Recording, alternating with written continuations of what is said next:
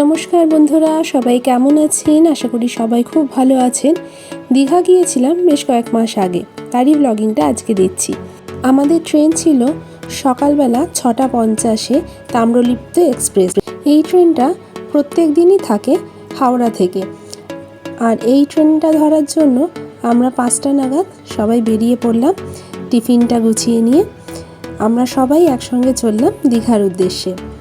আমরা বাসে করে হাওড়া পৌঁছে গিয়েছিলাম টাইম মতনই, এবং আমাদের ট্রেনও একদম রাইট টাইম ছিল। আর ট্রেনে উঠে আমরা মহিলারা এক জায়গায় বসলাম অ্যাজ ইউজুয়াল। আর আমরা সবাই বসলে তো গল্প আর চা এটা থাকতেই হবে, সেই জন্য চা খেতে খেতে আর অনেক গল্প করতে করতে আমরা চললাম দীঘার জন্য। দীঘা যাওয়ার প্ল্যানটা কিন্তু আমাদের অনেক দিন আগেই হয়েছিল। টিনটিনের জন্মদিনের দিন একসঙ্গে আমরা সবাই মিলে প্ল্যান করেছিলাম দীঘা যাওয়ার জন্য। আসলে সবাই একসঙ্গে ছুটি পাওয়াটা খুব মুশকিল, তার কারণ স্কুল থাকে বাচ্চাদের, যারা চাকরি করছে তাদের অফিস, সুতরাং সব মিলিয়ে সবার একসঙ্গে বেশ কিছু দিনের জন্য ছুটিটা পাওয়া খুব মুশকিল। তাই শর্ট ট্রিপই আমাদের করতে হলো দীঘার জন্য। আর তার শর্ট ট্রিপের জন্য দীঘা কিন্তু বেস্ট। ট্রেনটা আমাদের রাইট টাইমে পৌঁছে গেল দীঘাতে। আর ছুটির দিন থাকার জন্য ভীষণই ভিড় ছিল। আমাদের হোটেল নেওয়া হয়েছিল ওল্ড দীঘাতে, তাই আমরা নিউ দীঘা থেকে ওল্ড দীঘা গেলাম। আমাদের হোটেল সি স্যান্ডে। হোটেলটা ভীষণই সুন্দর জায়গায় ছিল। আমরা টোটো করে নিউ দীঘা থেকে গিয়েছিলাম। আর হোটেলে ঢোকার মুখে আমরা এতজন ধীরে সুস্থে আমরা ঢুকছি।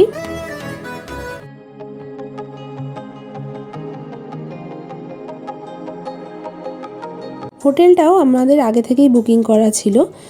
আমাদের আসার প্রোগ্রাম ঠিক হওয়ার পরপরই ট্রেনের টিকিট, হোটেল সব আগে থেকেই বুকিং করা ছিল। কোথাও যাওয়ার প্রোগ্রাম ঠিক হলে আর সেইটা সময় মতন প্ল্যানটা সাকসেসফুল হলে তার কিন্তু আনন্দটাই আলাদা হয়।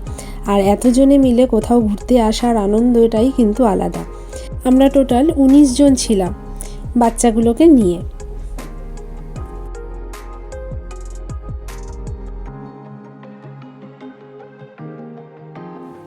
রিসেপশনে ফর্মালিটিস কমপ্লিট করবার পর আমরা চলে গেলাম আমাদের রুমে।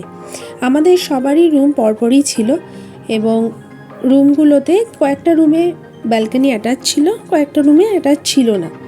তো অলমোস্ট রুমগুলো সব এরকমই ছিল, ভীষণই সুন্দর। আর কিছু রুম ছিল যেগুলো থেকে কিন্তু বাইরেটা এরকম আসছিল। এটা হচ্ছে হোটেলের ব্যাক সাইডটা। ব্যাক সাইডেই হচ্ছে পুল, এবং পুলের পাশেই এক রাস্তা দিয়ে বেরোলেই ঝাউবন, এবং এই ঝাউবনের কিন্তু পরেই হচ্ছে সমুদ্র, দূরে দেখা যাচ্ছে। আমাদের হোটেল থেকে এরকম ব্যাক সাইডে বেরিয়েই কিন্তু সমুদ্রে পৌঁছে যাওয়া যাবে 2 মিনিটের মধ্যে। ভীষণই সুন্দর ভিউ ছিল এই রুমগুলো থেকে। সবাই মোটামুটি আমরা ফ্রেশ হয়ে নিলাম, অল্প বিস্তর ফ্রেশ হয়ে আমরা রেডি হয়ে নিলাম। এবার আমরা খানিকক্ষণ সমুদ্রের ধারে যাব, তারপরে আমরা পুলে যাওয়ার জন্য। আর এই করিডোরটার মধ্যেই কিন্তু 2 সাইডে আমাদের রুমগুলো ছিল, পরপর রুম রয়েছে। সব থেকে বেশি মজা টিনটিন আর রায়ানেরই হচ্ছিল, কারণ ওরা নিজেদের ইচ্ছা মতন দৌড়ে বেড়াচ্ছিল এই রুম থেকে ওই রুম। সব দাদারাও রেডি হয়ে গেছে মোটামুটি। পিঙ্কুদা, দেবাশিসদা, টিঙ্কুদা, রাজীবদা সবাই রেডি ছিল। বৌদি কিছু একটা বোঝাচ্ছিল। টিঙ্কুদাও চলে এসছে। টিঙ্কুদাও এবার কিছু বলবেন নিশ্চয়ই। রেডি হয়ে গেছি এই কথাটাই হয়তো বলতে এসেছিলেন। তারপরে দেখতে গেলাম আন্টিদের রুমে। আন্টিরা কী করছে, গিয়ে তো দেখলাম আন্টিরা সব রেডি হয়ে বসে আছে। নন্দিনী বৌদিও রয়েছেন এখানে। চলো সবাই মিলে আমরা এবার বেরিয়ে পড়ি। রাজীবদা রেডি? রাজীবদা বললেন আমিও রেডি, চলো এবার আমরা সবাই মিলে চললাম। প্রথমে যাব আমরা বিচে, তারপরে যাব আমরা পুলে। আমরা যে হোটেলটায় ছিলাম সেই হোটেলটার রেস্টুরেন্ট পার্টটা এটা ছিল। এখানেই আজকে দুপুরবেলা খাওয়া দাওয়াটা আমাদের করে নেওয়ার কথা ছিল, এবং দুপুরবেলা লাঞ্চে কি কি খাওয়া হবে, কি থাকছে এখানকার মেনুতে, সেই সব কিছুই একবার জেনে নেওয়া আমরা বেরিয়ে যাওয়ার আগে। তো এখানে সব কিছু জেনে নেওয়ার পরে আমরা ব্যাকডোর দিয়েই বেরোলাম। ব্যাকডোর দিয়ে পুলের পাশ দিয়েই আমরা চলে যাব কিন্তু বিচে সোজা। তো হোটেল থেকে বেরিয়েই দেখলাম টিনটিন আর রায়ান ওরা দুজন আগেই চলে গেছে, এবং ওরা ভীষণ এক্সাইটেড পুলে নামবে বলে। রায়ান তো এখনই নেমে পড়তে চাইছিল, কিন্তু বললাম থাক চল একবার ঘুরে আসি আমরা বিচের ধার থেকে, তারপরে আমরা পুলে নামা যাবে। একদম সানবাদ নিতে নিতে দুজনেই রেডি রয়েছে এখানে।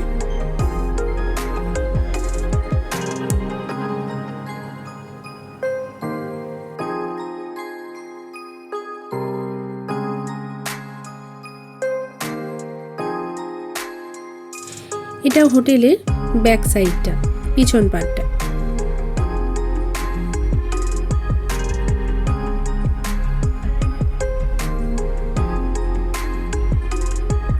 এরপর আমরা বেরিয়ে পড়লাম ঝাউবনের মধ্যে দিয়ে সমুদ্রের পাড়ে যাওয়ার জন্য।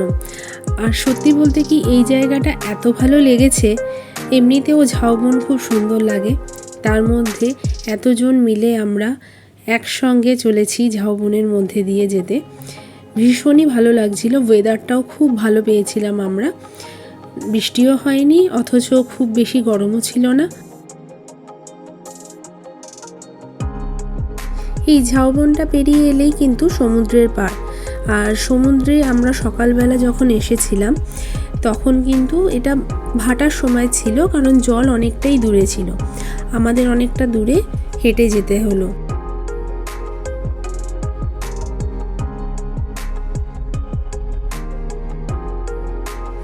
কাঁকড়ার গর্ত দেখতে দেখতে আমরা সমুদ্রের দিকে সবাই মিলে হাঁটতে শুরু করলাম। আর সমুদ্রের পাড়ে গিয়ে পৌঁছবো আর সবাই মিলে সেলফি হবে না, সেটা কি আর হতে পারে? তাই জন্য সবাই মিলে দাঁড়িয়ে একটু সেলফি তুলে নেওয়া হলো। আরও অনেক অনেক ছবি, একটা দুটো ছবিতে তো আর আমাদের মন ভরে না, আমাদের মনে হয় আমরা ছবি তুলতেই থাকি। ওখানে খানিকক্ষণ কাটিয়ে আমরা ফিরে এলাম হোটেলে। আর হোটেলে এসে দেখলাম পৌলমী, সৌরভ, টিঙ্কুদা ওরা সবাই নেমে পড়েছে জলে অলরেডি গুগলিকে নিয়ে। গুগলিকে সাঁতার শেখানোর আপ্রাণ চেষ্টা চলছে। আমাদের মধ্যে সবচেয়ে ছোট সদস্য কিন্তু ওই। এরপরে আমরাও একে একে সবাই নেমে পড়লাম জলে। সাঁতার কাটতে পারি বা না পারি, কিন্তু জলে নেমে হইচই করার আনন্দটাই আলাদা, এবং সেটা সবাই মিলে একসঙ্গে করতে হবে, এটাই হচ্ছে আমাদের উদ্দেশ্য।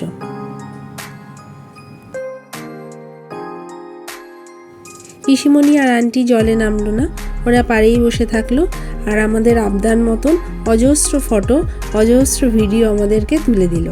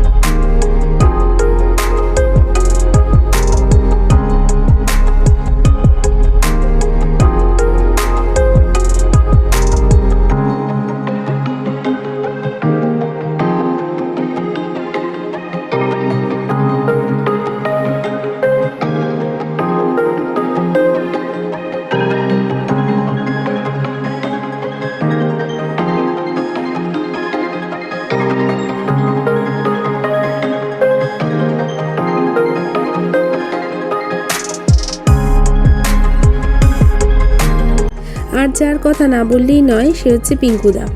নিজে জলে না নেমে আমাদের সবার রিকোয়েস্টে সব রকমের ছবি আমাদের তুলে দিয়েছেন। যে যেরকম রিকোয়েস্ট করেছি সেরকমভাবে পুলের এক প্রান্ত থেকে আর এক প্রান্তে গিয়ে গিয়ে আমাদের কিন্তু ছবি ভীষণই ধৈর্য সহকারে তুলে দিয়েছেন উনি। কোনো বিরক্তি প্রকাশ নেই, ভীষণ আনন্দ সহকারে, ধৈর্য সহকারে আমাদের সবার ছবি তুলে দেওয়ার জন্য পিঙ্কুদাকে অনেক ধন্যবাদ।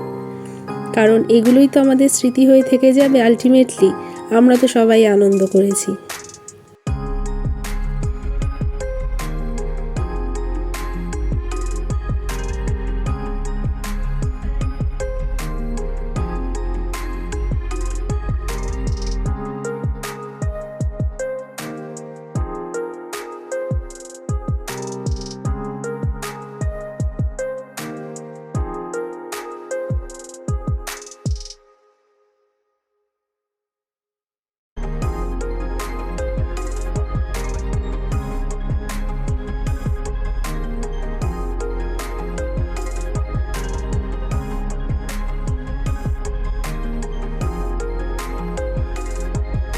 এখানে রাজীবদা চেষ্টা করছে টিনটিনকে সাঁতার শেখানোর জন্য, আর ওদিকে আমাদের গুগলি ছোট পুলটাতে গিয়ে খুব খুশি।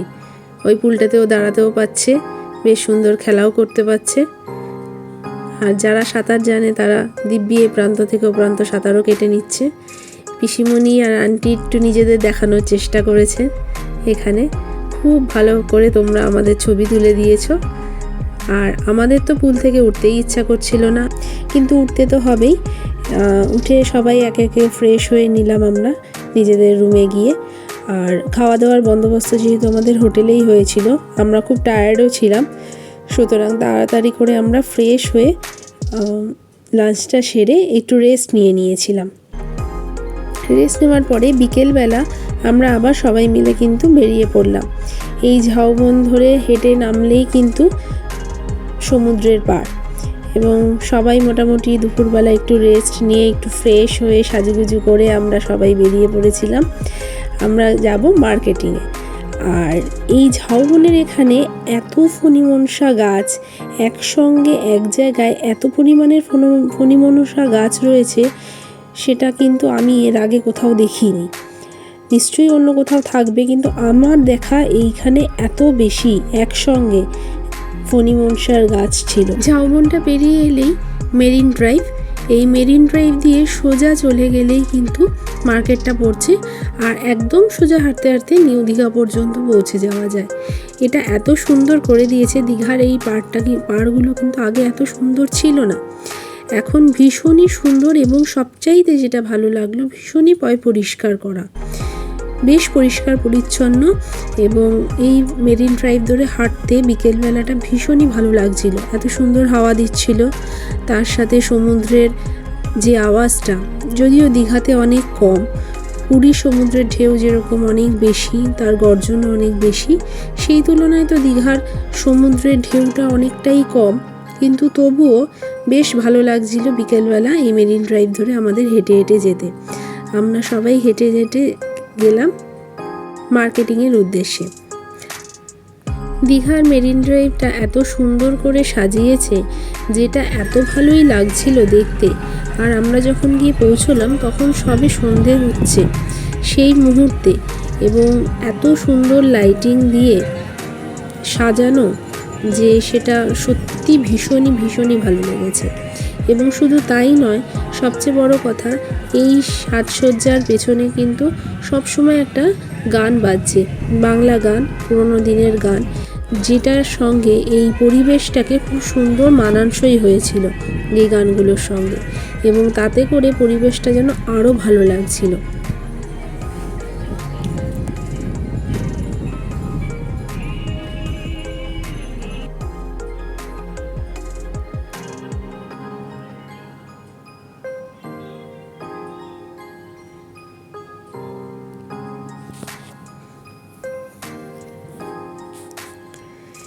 ঝিনুক, পুঁথি, মুক্ত, এই জিনিসেই কিন্তু দীঘার মার্কেট ভর্তি, এবং যেগুলো দেখতেও ভালো লাগছিল।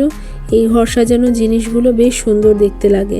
তবে ছোটোবেলা থেকে এতবার যাওয়া হয়েছে, বিভিন্ন সময় বিভিন্ন ধরনের জিনিস নিয়ে এসে কিন্তু ঘর সাজানো আছে। এরপর আমরা একটুখানি বেলুন ফাটিয়ে নিলাম বন্দুক দিয়ে, বেশ মজা লাগছিল এই বেলুনগুলোকে ফাটাতে। যদিও বন্দুকটা বেশ ভারীই ছিল, তবুও বন্দুক দিয়ে বেলুনগুলো ফাটাতে বেশ মজাই লাগছিল। এরপর আরও কিছুটা সময় আমরা মার্কেটে ছিলাম, মার্কেটে কিছু কেনাকাটি করে, একটু খাওয়া দাওয়া করে, কিছু স্ন্যাক্স নিয়ে আমরা তারপরে হোটেলে ফিরেছিলাম। আর রাত্রের ডিনারটাও যেহেতু আমাদের হোটেলেই করার কথা ছিল, সেই মতনই আমরা রাতের ডিনারটা ওখানেই করেছিলাম। কিন্তু প্রসঙ্গত বলে রাখি, হোটেলটার এমনিতে খুবই ভালো, হোটেলের ব্যবস্থাও খুব ভালো, কিন্তু হোটেলের খাওয়ার কোয়ালিটি কিন্তু একদমই আমাদের কারোরই ভালো লাগেনি। লাঞ্চটা তবুও মোটামুটি ভালো থাকলেও ডিনারটা কিন্তু ওরা একদমই ভালো সার্ভ করেনি।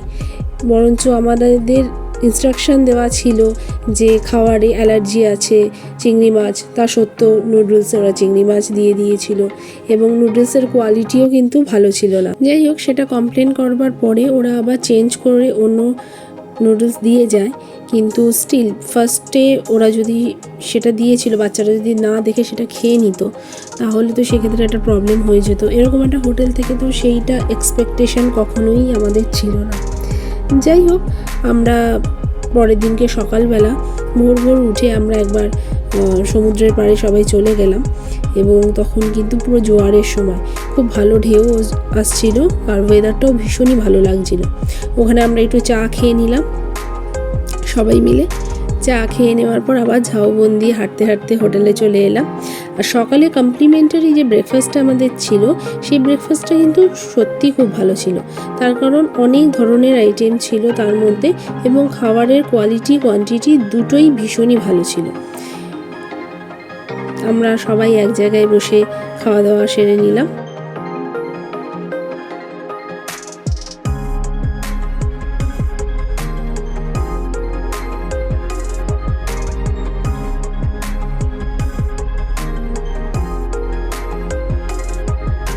নেক্সট ডে আমাদের বাকি রুমগুলোকে ছেড়ে দিয়ে শুধু দুটো রুম রেখে দেওয়া হলো। একটা রুমে আমরা ছিলাম আর একটা রুমে ছেলেরা সবাই ছিল। তো আমরা ব্রেকফাস্ট করে এসে সবাই মিলে এক জায়গায় বসে একটু আড্ডা দিলাম। আড্ডা মানেই সঙ্গে চা, আর তার সঙ্গে আমাদের দিদার হাসাহাসি গল্প। আর এক জায়গায় থাকলে আমাদের হাসির কোনো নির্দিষ্ট কারণ থাকে না, বিভিন্ন কারণে আমরা এরকমভাবেই হাসাহাসি করে থাকি।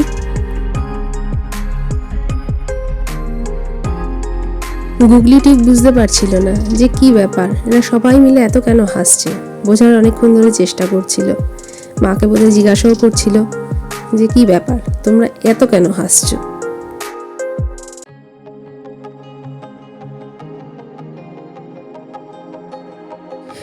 এর খানিকক্ষণ পর আমরা আবার সবাই মিলে বেরিয়ে পড়লাম। আমাদের হোটেলের পাশের যে রাস্তাটা, সেই রাস্তাটা দিয়ে আমরা মেন রোডে চলে এলাম। আর সেখান থেকে আমরা দুটো অটো বুক করে নিয়ে চললাম শঙ্করপুর আর তাজপুরের উদ্দেশ্যে। রাস্তাটা ভীষণই ভালো শঙ্করপুর আর তাজপুরের দিকে যাওয়ার।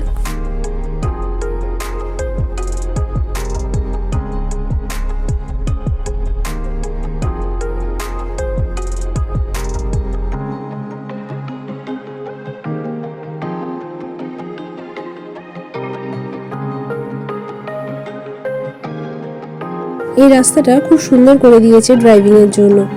এত সুন্দর রাস্তা কিন্তু এর আগে এখানে ছিল না। আমরা শঙ্করপুরে নামিনি, আমরা একদম তাজপুরে গিয়ে নেমেছিলাম।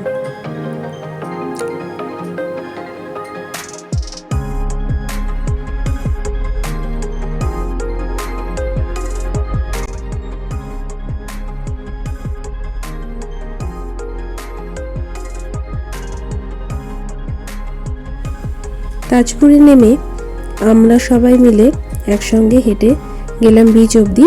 আর এই ছোট্ট গুগলি বাবার কাঁধে চেপে কি সুন্দর যাচ্ছে।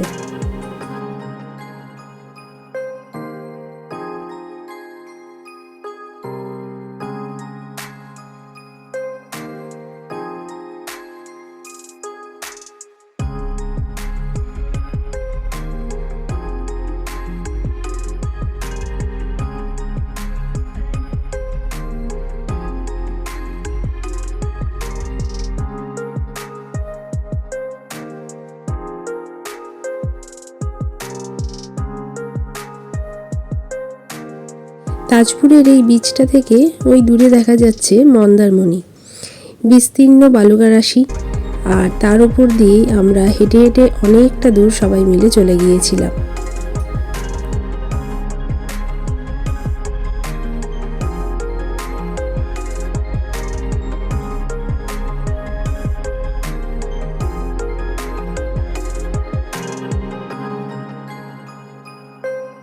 ভীষণ সুন্দর লাগছিল এই পরিবেশটা।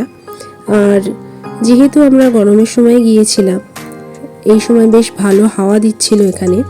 আর যত দূর চোখ যায় শুধু জল আর জল, দেখতে বড্ডই ভালো লাগছিল। আমরা সবাই মিলে হাঁটতে হাঁটতে কিন্তু অনেক দূর পর্যন্ত চলে গিয়েছিলাম।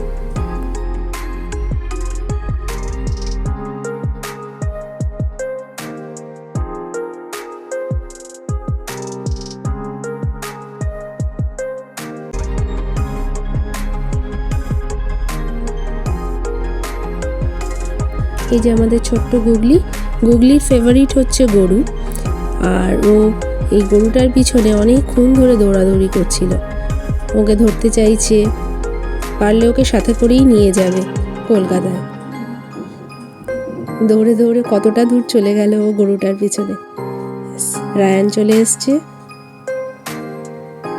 একটু দুষ্টুমি করেই চলে গেল।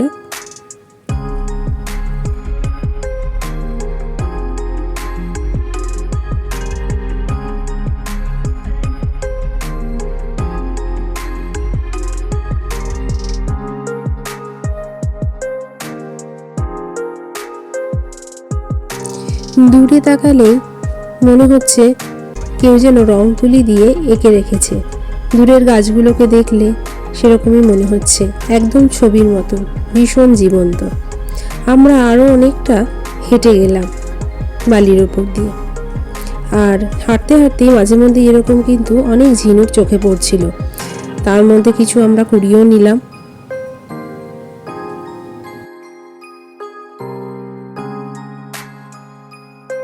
এখানে খুব সুন্দর বাঁশ দিয়ে এই ছোট ছোট ঘরের মতন করা রয়েছে। এখানে কিন্তু বিভিন্ন ধরনের খাবার দাবারও পাওয়া যাচ্ছিল, যেরকম ডাবও এখানে ছিল অনেক। এছাড়াও নানান রকমের খাবার দাবার কিন্তু এখানে ব্যবস্থা ছিল। এই যে গুগলি শেষমেশ একটা বাছুরকে পেয়েছে এবং সেটাকে নিয়েও খুব ব্যস্ত। গোলার পিঠে চাপবে।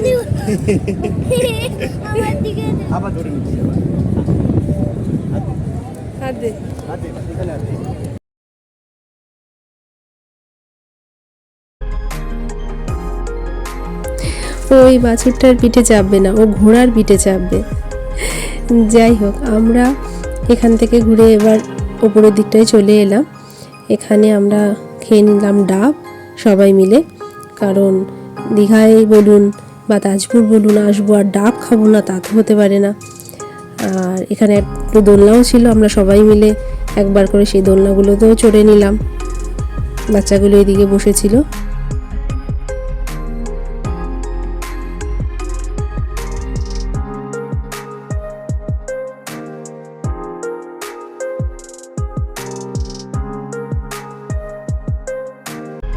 এবারে ফেরার পালা দীঘার দিকে। আমরা আবার অটো করে চললাম দীঘার উদ্দেশ্যে।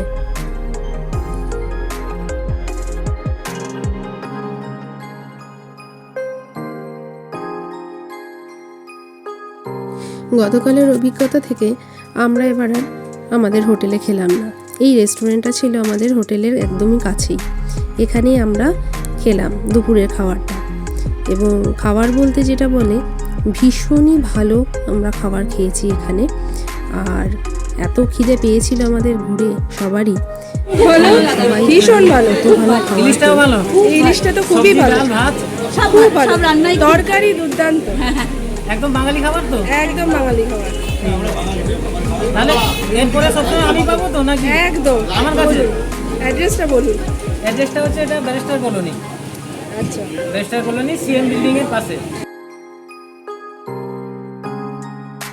বেশ তৃপ্তি করে খেয়েই আমরা সবাই মিলে ফিরে এলাম হোটেলে। আর হোটেলে ঢুকেই আমরা রিসেপশনে বসে পড়লাম আবার সবাই মিলে আড্ডা মারতে, কারণ আড্ডা দেওয়ার জন্য আমরা সবাই একসঙ্গে থাকাটাই জরুরি। কোথায় বসে আড্ডা দিচ্ছি সেটা জরুরি নয়, যেখানে যখনই আমরা সুযোগ পাই এরকমভাবেই আমরা আড্ডা মারতে থাকি।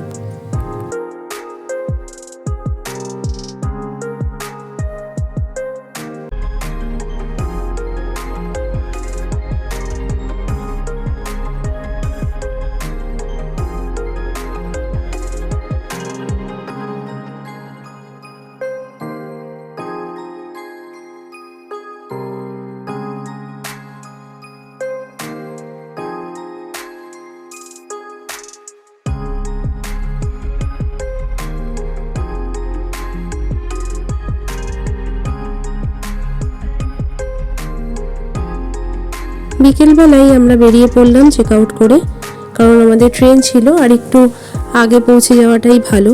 তাই জন্য আমরা সবাই এখানে টোটো বুক করে নিলাম, আর টোটো বুক করে হোটেল সি স্যান্ডকে টাটা বাই বাই করে আমরা চললাম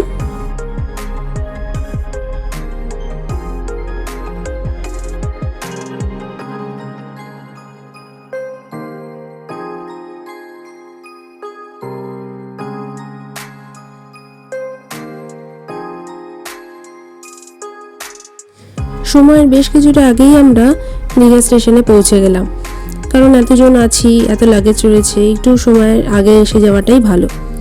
আমরা পৌঁছে গেলাম দীঘা স্টেশনে।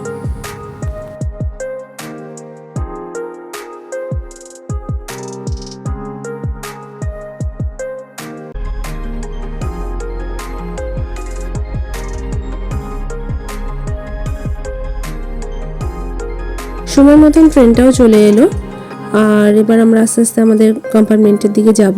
তারপর আমাদের ফেরার টিকিট হয়েছিল দুটো কামরাতে। একটা কামরাতে আমরা মেয়েরা সবাই ছিলাম, আর একটা কামরাতে ছেলেরা সবাই ছিল। এখানে প্যান্ট্রি কার ছিল, এবং আমাদের সবারই একটা মনে খুব ইচ্ছা ছিল যে আমাদের যে সিটগুলো হবে সেটা যেন মাঝামাঝি পড়ে, কারণ কামরাগুলোর মাঝামাঝি জায়গায় একটা কিন্তু বড় টেবিল থাকে। তো যেহেতু আমরা এতজন আছি, মুখোমুখি বসলে আড্ডা মারাটা আরও সহজ হবে। তো তার জন্যই আমাদের খুব ইচ্ছা ছিল যে আমাদের যে সিটটা পড়বে সেটা যেন মিডলেই পড়ুক। কিন্তু যদি না পড়ে তাহলে কোনো উপায় নেই। কিন্তু ট্রেনে উঠেই যেটা দেখা গেল যে আমরা যেটা চেয়েছিলাম ঠিক সেটাই হলো, এবং আমাদের সিটগুলো কিন্তু ওই টেবিলের ওই পোর্শনটাতেই পড়েছিল। বাচ্চাগুলো আমাদের সঙ্গেই বসলো। আমরা সবাই সিট নিয়ে একসঙ্গে আরও আড্ডা মারতে মারতে আর খেতে খেতে কলকাতার দিকে ফিরলাম।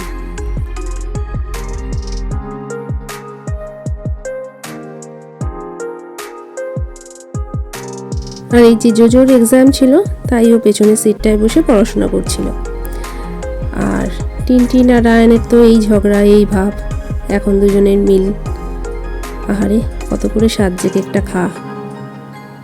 এই যে গুগলি সিটটা সবচেয়ে ভালো পজিশনে ছিল। ও বেশ ওপরে বসে দাদাদের সঙ্গে মজা করতে করতে চলছে, চা খাবে আবার।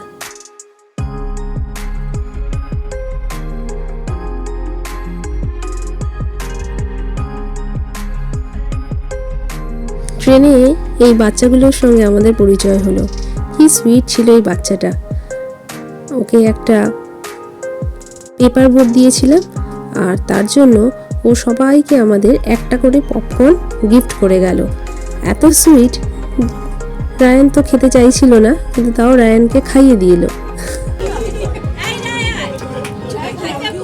থ্যাংক ইউ বল বাবা। ওই দাদাটা কি বলছে শোন। তোমার নামটা যেন কি একটু বলে দাও। অনুরাগ কি? আচ্ছা, কোথা থেকে এসছো তুমি? দীঘা থেকে এসছো? ঠিক ঠিক।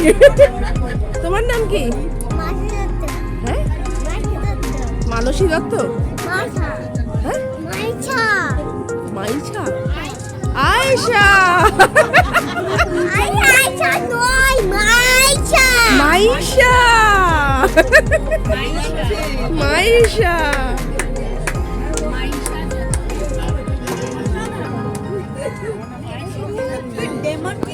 কোন ক্লাসে পড়ো তুমি?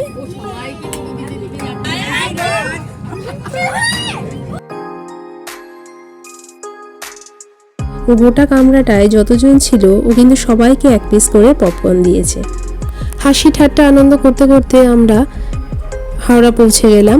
আমাদের ট্রেন রাইট টাইমই ছিল, আর হাওড়া থেকে যাত্রী সাথী ক্যাবে আমরা বুক করলাম ইয়েলো ট্যাক্সি, আর সেটা করেই আমরা ফিরলাম বাড়িতে। অনেকটাই ভালো মুহূর্ত, আনন্দ নিয়ে বাড়ি ফিরলাম।